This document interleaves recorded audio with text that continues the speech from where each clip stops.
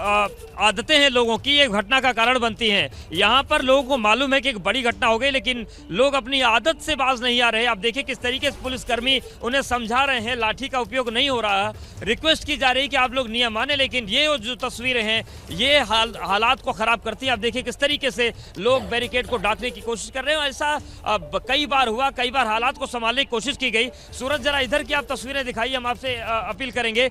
आप एक तस्वीर और देखिए रोमाना जी, जब भी कोई भीड़ भाड़ वाला इलाका आता है तो वहां पर यह जरूरी होता है कि भीड़ के आने का रास्ता अलग हो और जाने का रास्ता अलग हो, लेकिन यहां पर भीड़ आमने सामने है। हालांकि पुलिस हालात संभालने की कोशिश कर रही है, लेकिन अगर जब भीड़ की आपस में भिड़ंत होती है, आमने सामने आते हैं, तो ऐसी स्थितियां जो होती हैं वो हादसे का सबब बन जाती हैं। और ये जो स्थिति है ये बहुत देर तक रही तो यहाँ पर नई तरह की मुश्किल आ सकती है।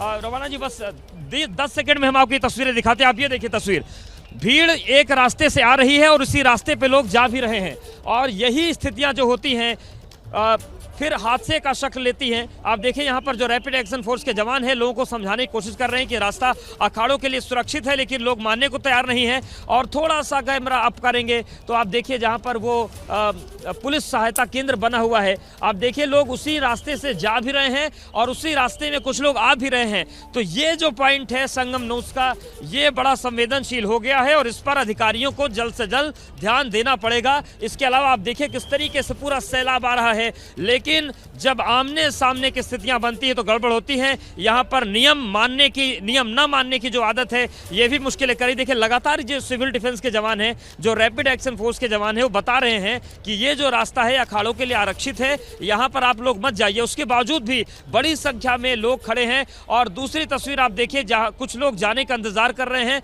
और कुछ लोग इसी रास्ते से पुल नंबर 1 से बाहर निकलने की कोशिश भी कर रहे हैं। तो ये स्थिति जो है ये भीड़ भाड़ के हिसाब से, क्राउड मैनेजमेंट के हिसाब से बिल्कुल भी अच्छी नहीं है और इसी तरीके की जो स्थितियां हैं वो गड़बड़ी का सबब बनती है। और देखिए थोड़ा दूर की तस्वीर आपको दिखाते हैं।